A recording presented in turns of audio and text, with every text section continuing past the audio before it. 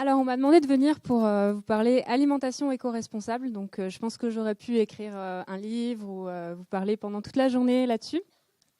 Moi, pour ceux qui ne connaissent pas, j'ai un blog qui s'appelle cleacuisine.fr que je nourris depuis 13 ans maintenant. Et puis, j'ai écrit une trentaine de livres de cuisine bio et végétarienne. Du coup, je discute souvent avec les personnes qui me lisent et qui essayent de se mettre à la cuisine végétarienne. Et en général, il y a 3 arguments qui reviennent souvent, qui les empêchent un petit peu d'aller de l'avant. Du coup, je voulais juste rapidement aujourd'hui avec vous essayer de voir quelles sont les solutions concrètes qu'on peut mettre en place pour démonter ces 3 arguments principaux. Donc, je ne vais pas revenir sur les listes de tout ce qu'on peut faire, ne pas faire dans la cuisine pour fonctionner de manière plus éco-responsable parce que ça nous prendrait la journée. En revanche, je pense qu'on peut partir tous du même postulat pour aller vers des solutions. Ce qu'on veut globalement, c'est consommer moins et mieux, donc moins de pesticides, moins de viande, parce qu'il est établi maintenant que l'élevage industriel est l'une ou la première cause de réchauffement climatique. Consommer moins de plastique pour des raisons évidentes de déchets, de pollution, et puis moins de produits hors sol, de produits hors saison, moins de choses en général, et donc consommer mieux en matière alimentaire. L'idée, c'est de consommer plus de produits qui ont du sens pour nous, plus de produits bio, biodynamiques, produits locaux, plus de végétal et des produits de saison. Donc, on est tous d'accord, c'est vers ça qu'on veut aller. Après, le premier argument qu'on me pose en général, c'est oui, mais ça coûte cher parce que voilà, si je vais d'habitude, moi je vais au supermarché et je remplis mon chariot, et si je fais pareil au magasin bio et que je remplis mon chariot avec les mêmes produits, bah ça me coûte beaucoup plus cher et c'est pas OK pour moi. Donc c'est peut-être l'erreur numéro 1, c'est de vouloir acheter exactement les mêmes produits en version bio et donc de se retrouver avec des produits qui ont une forte valeur ajoutée, donc des produits transformés, des sauces, des produits en bocaux, des gâteaux, des boissons aromatisées qui effectivement coûtent plus cher à produire en bio parce qu'il y a beaucoup d'ingrédients et il y a beaucoup de travail dedans.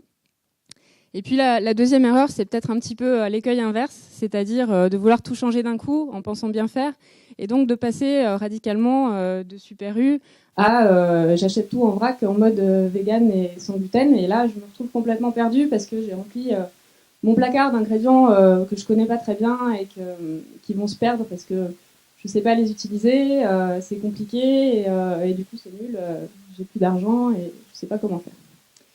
Donc la bonne option pour s'y mettre et pour y rester, c'est d'opter pour une alimentation pas forcément 100% végétarienne, mais en tout cas plus végétarienne, mais qui soit simple et qui soit équilibrée. Donc, le côté équilibré, j'y reviendrai tout à l'heure. Ce que je conseille beaucoup aux personnes qui s'y mettent, c'est, pour consommer pas cher, c'est de faire des soupes.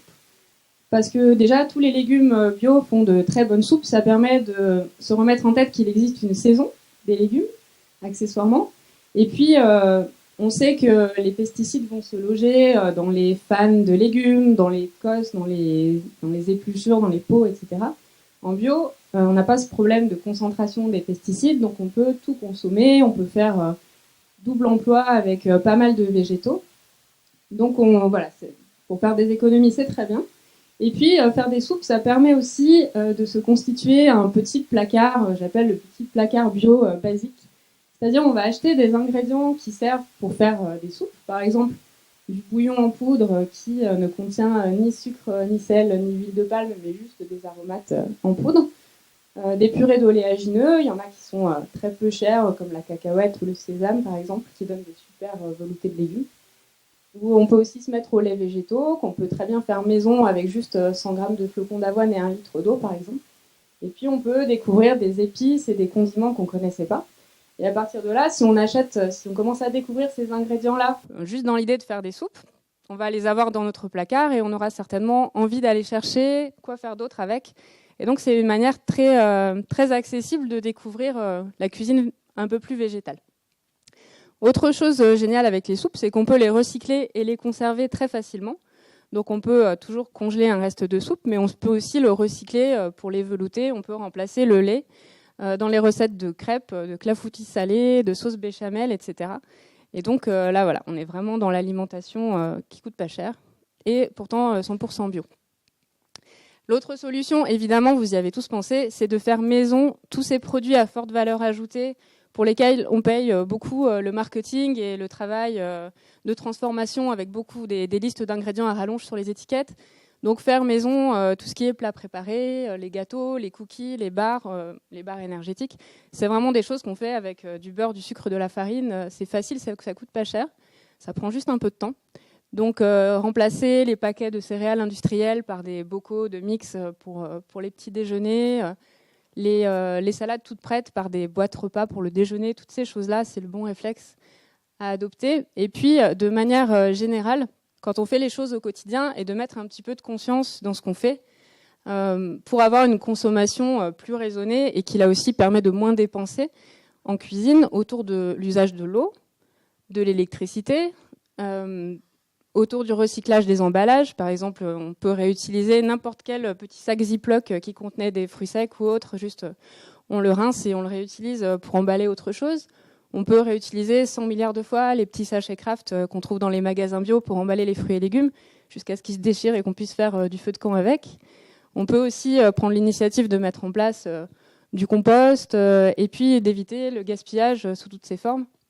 C'est aussi, voilà, consommer bio, c'est une manière de revoir un petit peu ses priorités. C'est sûr que ça peut impacter le budget, mais est-ce que finalement, c'est pas plus important que une part du budget loisir ou une part du budget technologie ou détente? Et voilà, c'est une question à se poser en mettant un peu plus de conscience là-dedans. Le deuxième argument qu'on m'oppose très souvent quand je dis mais consommer bio et végétarien, c'est ah ouais mais c'est compliqué, moi je vais mourir parce que je vais être super carencée. La viande, ça me permet de tenir debout et puis je sais pas faire des menus équilibrés, donc c'est mort, c'est même pas la peine d'essayer. Donc effectivement, c'est pas facile de changer. Je pense que la première erreur, c'est d'écouter tout ce qui se dit. C'est-à-dire que si on écoute tout ce qui se dit, on est censé manger végétarien, mais ce serait mieux vegan. Et puis sans gluten, c'est bien aussi. Sans lactose, ça serait mieux, mais sans sucre, s'il vous plaît. Et puis cru, parce que quand même, quoi, ça fait faire des économies d'énergie. Et puis éviter les FODMAPs, je ne sais pas si vous avez entendu parler de tout ça. Puis il y a même des hydrocarbures aussi dans l'alimentation, donc ce serait bien de ne pas consommer ces produits-là. En fait, c'est une espèce de, si on écoute tout ça, ça fait une espèce de cacophonie, on est complètement perdu et du coup on n'a même pas envie d'essayer. Donc, et ça rejoint le deuxième écueil, c'est on écoute tout ça, on est un petit peu paniqué et puis là on oublie complètement pourquoi on est là. Si on cuisine, si on mange, c'est pour se nourrir, mais c'est aussi beaucoup, on a cette chance-là dans nos sociétés, c'est pour se faire plaisir. Donc on va pas laisser tomber le chocolat, surtout pas. Et voilà, c'est l'erreur quand on se dit que c'est compliqué et qu'on va laisser tomber, c'est de penser qu'on va finir au fond d'une grotte à manger des racines. La bonne idée, c'est de s'écouter. On est tous différents, on part tous d'un point différent, on a une identité, une histoire qui font qu'on est ce qu'on est. Et on ne va pas tous aller dans la même direction pour avoir une alimentation éco-responsable. Donc il n'y a pas de schéma. On ne vous demande pas d'aller tous dans la même direction. Essayez de voir ce qui est juste pour vous, qu'est-ce qui fait sens, si c'est plus de consommer davantage local ou plus d'aller vers plus végétal, si c'est pour votre santé, s'il y a des problématiques de santé en plus ou pas. Donc la proposition que je vous fais, c'est d'arrêter de vous compliquer la vie et de regarder tout ce que font les blogueurs sur Instagram, qui est super beau, avec plein d'ingrédients qui viennent de très loin et que vous ne connaissez pas du tout.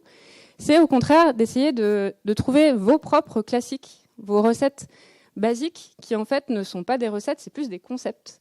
C'est des choses que vous connaissez par cœur, vous n'avez même pas besoin d'aller chercher les proportions sur Internet. En fait, c'est des concepts. Par exemple, une tarte salée, un crumble aux légumes ou un gâteau au chocolat, vous les savez par cœur. Et puis, vous allez pouvoir mettre un jour de la courgette, un jour du potiron. Tout ça, c'est interchangeable à volonté. Donc, par exemple, pour les personnes qui me disent « Ouais, mais c'est compliqué, manger équilibré, je ne sais pas comment on fait », je conseille d'opter pour un concept que j'aime bien, c'est le bol végétarien. Parce qu'en fait, si on retient les 4 ou 5 éléments qu'il faut accumuler dedans, on ne se trompe jamais pour faire en sorte que nos menus soient bien équilibrés. Donc, je vous les ai listés là. On met au fond un peu des céréales, des pâtes, quelque chose qui va tenir au ventre. Voilà, des pseudo-céréales comme le quinoa ou le sarrasin. On ajoute des protéines végétariennes ou végétales, ou ce que vous voulez de local ou autre. Ça peut être des œufs, du fromage, du tofu, des légumineuses sous toutes les formes, cuisinées ou pas. des légumes crus et cuits. Et puis après, si on a envie d'être un peu créatif, on fait une sauce avec tout ce qu'on trouve de sympa sous la main. Et puis on peut ajouter des petits bonus qu'on découvre au fur et à mesure si on commence à se prendre un peu au jeu, comme des graines germées, des petites paillettes d'algues ou des sels de sésame, des trucs qu'on aura fait à la maison avec des fruits secs ou des oléagineux. Et puis on peut aussi, puisqu'on va se passer de paquets de céréales industrielles et de toutes ces choses-là, changer de petit déjeuner et se faciliter la vie, ne pas avoir à se poser tous les matins la question de savoir qu'est-ce que je vais prendre au petit déjeuner. Donc remplir un espèce de grand bocal avec tout ce que j'ai listé ici, donc des flocons de céréales, par exemple des graines de sarrasin, des oléagineux comme du chanvre ou du tournesol. Tout ça, ça peut très bien être bio et local. Ajouter des fruits secs, des épices pour le goût. Et puis on peut mixer tout ça et le matin se contenter de le faire chauffer dans un peu de lait ou de le mélanger à du yaourt pour avoir un petit déjeuner sans se poser de questions, qui coûte pas cher et qui soit équilibré.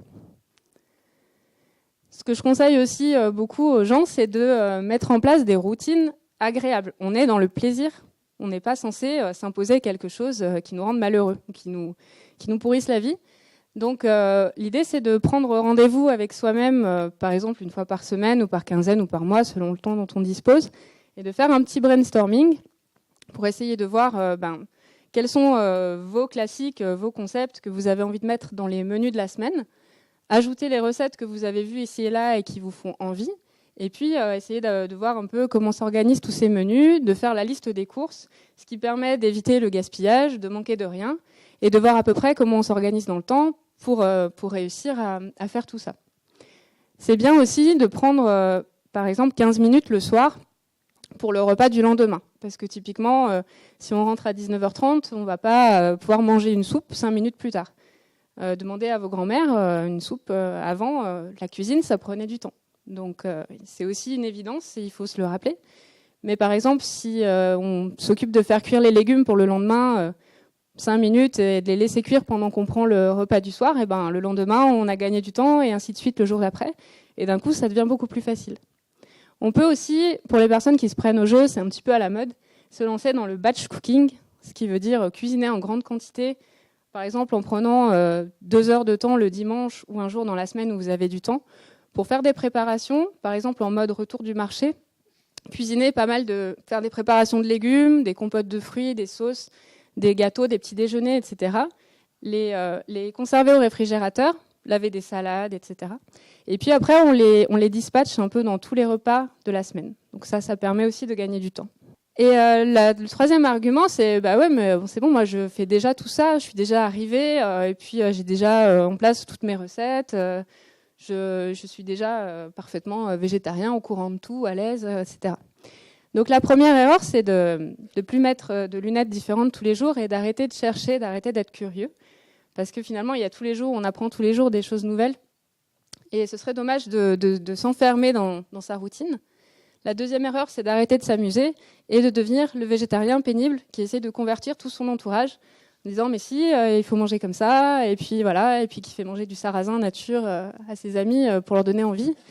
Ou alors, pire, qui tombe dans le donnage de leçons. Donc voilà, il faut faire comme ça parce que c'est important, et puis voilà, qui ne convertit pas beaucoup son entourage et plus personne ne veut venir manger à la maison. Si vous êtes à ce stade-là, essayez de vous lancer peut-être des défis pour remettre un petit peu de joie dans tout ça et de plaisir. Vous pouvez par exemple vous lancer le défi de l'apéro végétarien. Donc sans rien dire à vos amis, vous les invitez à l'apéro de manière régulière. Et puis au bout d'un moment, ils auront peut-être arrêté de se rendre compte que c'est végétarien. Ils seront juste super contents de découvrir des recettes faciles, ludiques et créatives. Et puis vous pouvez aussi leur demander de se prêter au jeu en apportant quelque chose. Et inviter les gens qui ne sont pas du tout sur ce mode d'alimentation, leur proposer un apéro avec plein de petites choses, ça permet en fait de sortir du triptyque entrée, plat, dessert, où ils vont forcément vous faire remarquer qu'il manque quelque chose, à savoir le plat principal avec de la viande. Et ils auront toujours l'impression de sortir en ayant faim. Donc l'idée, c'est vraiment de montrer l'exemple pour donner envie sans donner de leçons. Et puis si vous vous ennuyez, si vous avez l'impression d'avoir déjà tout compris, vous pouvez vous lancer le défi houmous. Ça, j'adore. L'idée, c'est de manger moins de viande. Donc on va manger plus de légumineuses parce que ça coûte pas cher. Maintenant, il y a plein de filières France pour toutes les légumineuses bio. Donc entre haricots rouges, haricots blancs, lentilles corail, lentilles vertes, pois chiches, etc. On peut faire du houmous, donc de la purée de légumineuses avec des légumes et des épices. On peut en faire de toutes les couleurs. On peut en faire plein d'un coup parce qu'on va acheter 2 kilos de pois chiches, on les fait cuire et du coup ça fait beaucoup de houmous. Donc on portionne tout ça, on fait des petites barquettes qu'on peut mettre au congélateur. Et après, il suffit de les sortir au quotidien pour les intégrer dans des recettes qui permettent de manger facilement des légumineuses au quotidien pour pas cher, qui sont super créatives. On peut faire du pain, des scones, des boulettes, des burgers, des crackers, des quiches, des pizzas. J'ai testé pour vous les muffins chocolat cacahuètes au houmous, c'est très bon. Je pense qu'il y a moyen de réenchanter votre cuisine, même en étant déjà arrivé au top du top.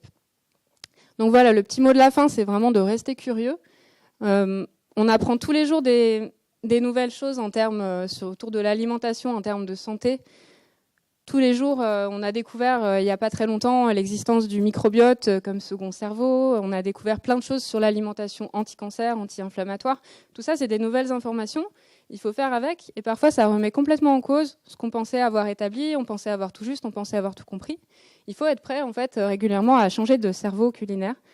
Moi, ça m'est arrivé souvent depuis 13 ans que je partage mes recettes. C'est pas forcément simple. Donc, essayez de voir que la cuisine, c'est vraiment une très très belle boîte à outils avec des baguettes magiques, des formules magiques pour réenchanter le quotidien. Donc voilà, ça peut aussi commencer par la cuisine. Merci.